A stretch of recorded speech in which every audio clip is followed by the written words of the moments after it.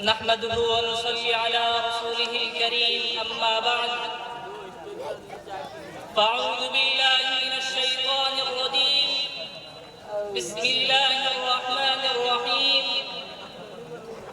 إن الله مع الصابرين صدق الله ومولانا العظيم. حاضرین مجلس اور سرزمین سمرہیہ کے نوشگفتہ پھولوں اور معزز خواتین، انجمن اصلاح اللسان کے اس 5ویں اجلاس میں مجھے جس عنوان پر لب کشائی کرنے کو کہا گیا ہے، مجھے جس عنوان پر آپ لوگوں کے سامنے گفتگو کرنے کو کہا گیا ہے وہ ہے صبر. میں نے آپ حضرات کے سامنے اسی کے متعلق ایک آیت بھی پڑھی ہے. دعا کیجیے کہ اللہ تعالی ہمیں اس آیت کی روشنی میں بات کرنے اور ہم سب کو اس پر عمل کرنے کی توفیق فرمائے. میرے محترم بزرگوں اور عزیز نوجوان ساتھیوں، انسانی زندگی کے حالات بدلتے بدلتے رہتے ہیں. کبھی خوشی کی گھڑیاں ہوتی ہیں تو کبھی غم کی کیفیت ہوتی ہے. کبھی انسان کا ہاتھ کھلا ہوتا ہے تو کبھی قرضوں کے بوجھ تلے دبا ہوتا ہے. کبھی انسان صحت مند ہوتا ہے، جوان ہوتا ہے، تو کبھی انسان بیماری کی وجہ سے چارپائی پہ پڑ جاتا ہے. یعنی خوشی اور غم انہی دونوں میں زندگی گزر رہی ہوتی ہے. انسان سوچتا ہے وقت گزر رہا ہے، لیکن جب انسان کی وفات ہوتی ہے، جب موت کی گھڑی آتی ہے تو پھر انسان سوچ کہتا ہے وقت کیا گزر رہا تھا، میں ہی اس دنیا سے گزر گیا. میرے محترم بزرگوں دوستو، تو یہ خوشی اور غم دونوں اللہ تعالیٰ کے طرف سے ہیں. اللہ تعالیٰ جب کسی انسان پر اپنا جمال دکھاتا ہے تو وہ انسان کو ہر طرف سے خوشیاں ہی خوشیاں میسر کر دیتا ہے. اگر وہ انسان کبھی غلط کام بھی کرتا ہے تو اللہ تعالیٰ اس میں عزت ڈال دیتے ہیں. اگر وہ انسان کبھی مٹی پر ہاتھ رکھتا ہے تو اللہ تعالیٰ اسے سونا بنا دیتے ہیں. میرے محترم بزرگوں دوستو، ہر طرف سے اس کی واہ واہ کی صدائیں آنے لگتی ہے. اسی طرح جس شخص پر اللہ تعالیٰ اپنا جمال دکھاتے ہیں تو وہ شخص پریشانیوں میں گھر جاتا ہے. آگے قدم بڑھائے تو پریشانی، پیچھے قدم ہٹائے تو پریشانی، آگے سے دائیں سے بائیں سے پیچھے سے اوپر سے نیچے سے ہر جانب سے وہ انسان پریشانیوں میں گر جاتا ہے. میرے محترم بزرگوں دوستو، اللہ پاک نے قرآن کریم میں ارشاد فرمایا وَاللَّهُ يَقْبِضُ وَيَبْسُطُ وَإِلَيْهِ تُرْجَعُونَ کہ قابض اور باسط دونوں اللہ کے نام ہیں. قابض یعنی قبضہ کرنے والا، چھین لینے والا، اور باسط یعنی کھول دینے والا، فراوانی عطا کرنے والا. میرے محترم بزرگوں دوستو، جب کوئی انسان اس میں قابض کا مظہر بنتا ہے تو انسان ہر طرف سے مصیبت و پریشانی میں گر جاتا ہے. اور جو کوئی انسان اس میں باسط کا مظہر بنتا ہے تو اس کو اللہ تعالیٰ ہر جانب سے خوشیاں ہی خوشیاں میسر کر دیتا ہے. میرے محترم بزرگوں دوستو، جب انسان ان دونوں حالات میں سے کسی ایک پر ہوتا ہے تو بیچ میں شیطان آ جاتا ہے، اور جو شخص اس میں باسط کا مظہر بنا رہتا ہے اس انسان کو شیطان غفلت میں ڈال دیتا ہے. اور جو شخص جس شخص پر پریشانی اور مصیبت آتی ہیں اس شخص کو انسان نا امید بنا دیتا ہے. جبکہ قرآن کریم میں اللہ تعالیٰ نے ارشاد فرمایا لا تقنطوا من رحمت اللہ، اے میرے بندو میری رحمت سے نا امید نہ ہونا. لیکن انسان اللہ کی رحمت سے نا امید ہو کر اللہ کی نافرمانی کرنے لگتا ہے. جبکہ دنیا میں انسان کو کوئی بھی مصیبت پہنچتی ہے، خواہ چھوٹی ہو یا بڑی، اللہ تعالیٰ اس پر بھی اجر دیتے ہیں. اماں عائشہ کی روایت ہے، فرماتی ہیں کہ ایک مرتبہ گھر میں چراغ جل رہا تھا، ہوا کی وجہ سے وہ چراغ بجھ گیا. آقا مدنی سرکار دو عالم صلی اللہ علیہ وسلم نے یہ آیت پڑھی اِنَّا لِلَّهِ وَإِنَّا إِلَيْهِ رَاجِعُونَ. امی جان عائشہ رضی اللہ تعالی عنہ حیرت سے دیکھتی ہیں اور کہتی ہیں اے میرے محبوب صلی اللہ علیہ وسلم، یہ آیت تو کسی بڑی پریشانی اور مصیبت کے وقت پڑھی جاتی ہے، مصیبت کے وقت پڑھی جاتی ہے، لیکن آپ نے یہ آیت اس چھوٹی سی مصیبت پر کیوں پڑھی؟ اللہ کے رسول صلی اللہ علیہ وسلم نے ارشاد فرمایا، عائشہ مومن کو چھوٹی سی چھوٹی ہی تکلیف کیوں نہ پہنچے، اس کے لیے وہ بھی مصیبت ہے، اور جو کوئی شخص اس آیت کو پڑھتا ہے تو اللہ تعالیٰ اسے بے شمار ثواب عطا فرماتا ہے۔ میرے محترم بزرگوں دوستو، بھلا بتائیے ایک چھوٹی سی پریشانی پر انسان کو اللہ تعالیٰ اتنا بڑا ثواب دے رہا ہے، تو بھلا اس شخص کو اللہ کتنا ثواب دے گا جس کے بیٹے کا وفات اس کی زندگی میں اس کے نظروں کے سامنے ہو گیا ہو اور وہ شخص اس پر صبر کیا ہو۔ میرے محترم بزرگوں دوستو، حدیث شریف میں آتا ہے کہ جب کوئی انسان بیمار ہو جاتا ہے تو اللہ تعالیٰ فرشتوں کو حکم دیتے ہیں، جاؤ میرے فلاں اس بندے کے پاس جاؤ، اور جب بیمار انسان درد سے چیختا ہے، اوہ کی آواز جب نکالتا ہے تو اللہ تعالیٰ فرشتوں سے کہتے ہیں، میرے اس بندے کے لفظ اوہ کی آواز پر سبحان اللہ کہنے کے بقدر ثواب لکھ دو اس کے نامہ اعمال میں۔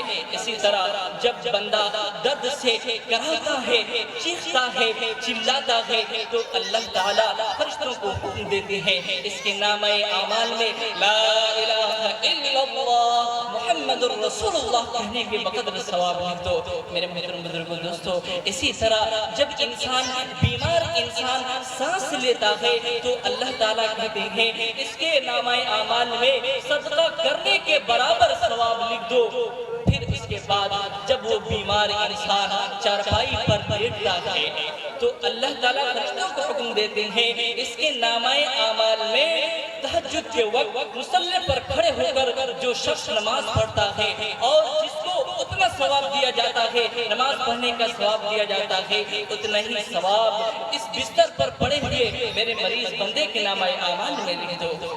میرے محترم بزرگوں دوستو، اسی طرح جب وہ مریض کروٹ بدلتا ہے، درد کی وجہ سے کروٹ بدلتا ہے تو اللہ تعالیٰ کہتے ہیں فرشتوں سے میرے اس بندے کے نامہ اعمال میں اتنا ثواب لکھ دو جتنا کہ ایک مجاہد میدان جنگ میں دشمن پر پلٹ کر وار جب کرتا ہے اس کو جتنا ثواب ملتا ہے اتنا ثواب اس مریض کے کروٹ بدلنے پر اس کے نامہ اعمال میں لکھ دو۔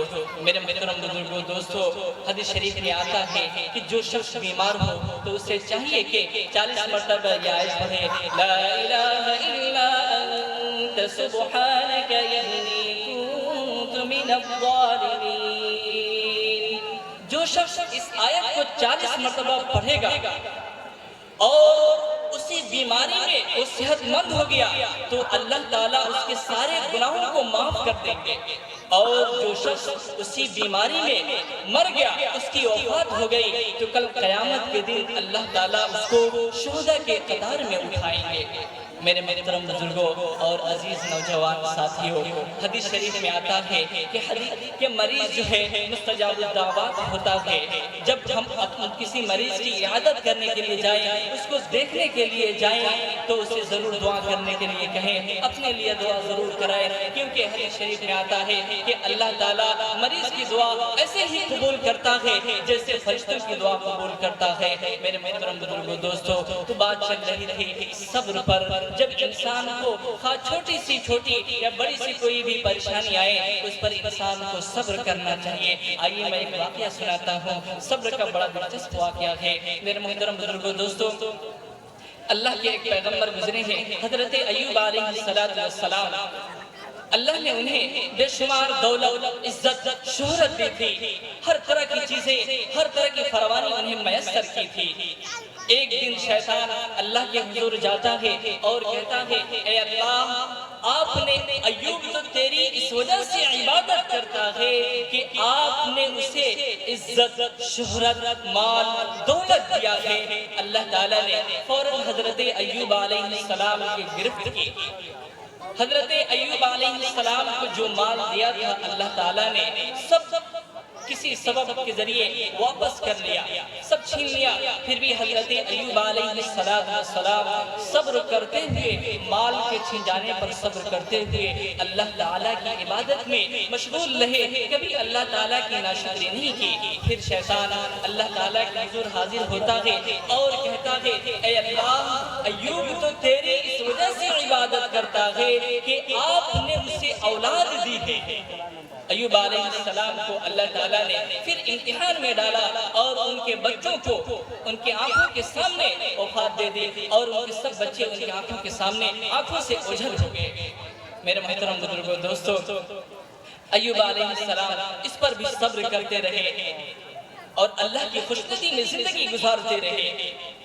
پھر ایک دن شیطان اللہ کے حضور حاضر ہوتا ہے اور کہتا ہے اے اللہ، ایوب تو تیری اس وجہ سے عبادت کرتا ہے کہ وہ صحت مند ہے۔ پھر ایوب علیہ السلام کو اللہ تعالیٰ نے امتحان میں ڈالا اور ان کے جسم میں چیچک کے بقدر پورے جسم میں دانے نکل گئے۔ مفسرین لکھتے ہیں کہ وہ دانے اس قدر ناسور ہو گئے تھے کہ اس میں کیڑے آ گئے تھے۔ حضرت ایوب علیہ السلام کے بدن سے، اس زخم سے جب بھی کوئی کیڑا باہر نکلتا تو حضرت ایوب علیہ السلام اس کو اٹھا کر اپنے زخم میں رکھ لیتے اور کہتے اللہ نے تیری خوراک یہاں رکھی ہے، تو باہر کیوں جا رہا ہے؟ میرے محترم بزرگوں، دوستو، مفسرین لکھتے ہیں کہ ایوب علیہ السلام اس مرض میں 1 2 3 دن نہیں رہے بلکہ 18 سال تک اس مرض میں مبتلا رہے۔ پھر بھی اللہ کی عبادت اور خوشنودی میں صبر کے ساتھ ان خوشنودی میں اپنی زندگی کو گزارتے رہے۔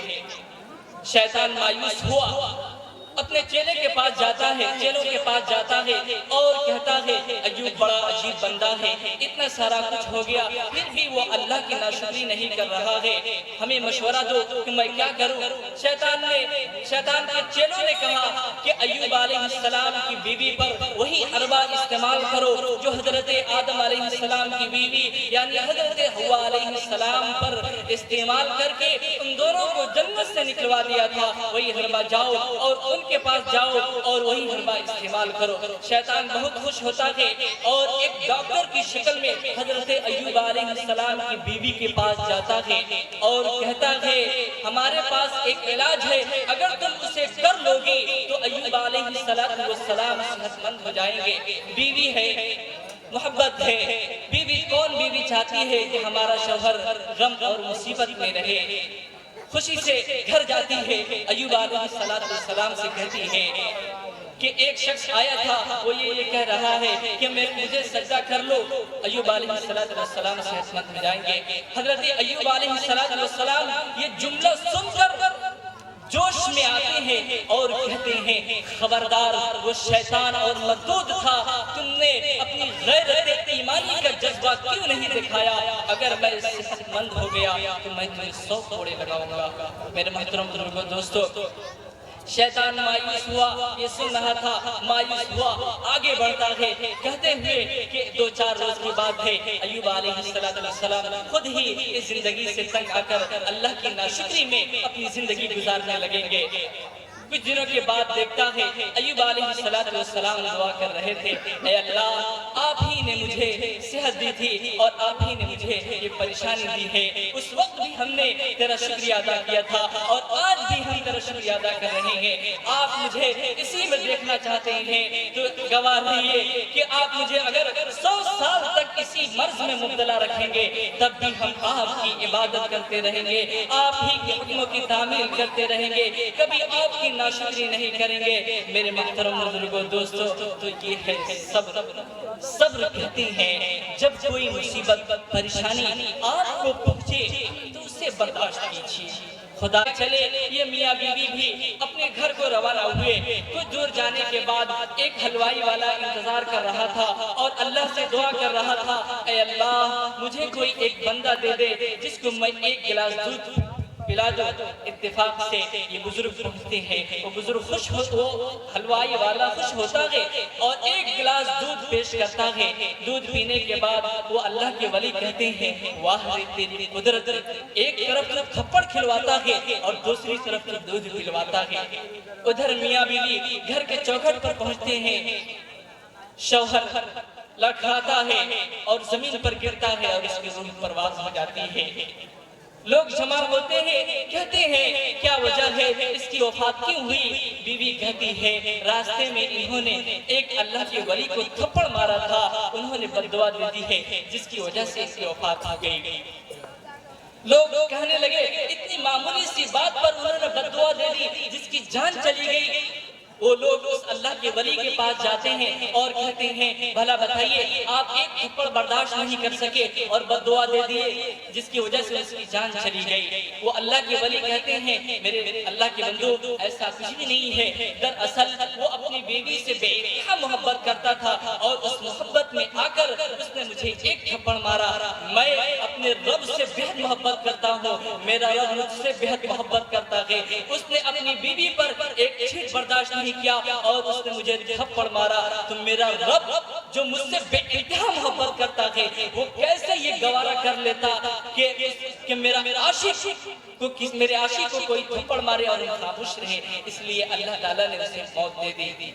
میرے محترم بزرگوں دوستو، تو یہ ہے صبر۔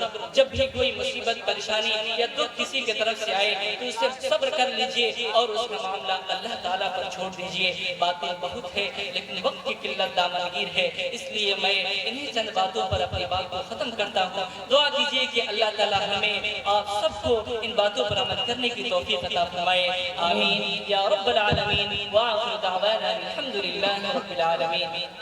تیرے الفاظ کے کاوشوں کی تقدس کی قسم، تیرے الفاظ کے کاوشوں کی تقدس کی قسم، تجھ میں بلبل کی چہچہ، پھولوں کی مہک، سب کچھ ہے تجھ میں بلبل کی چہچہ۔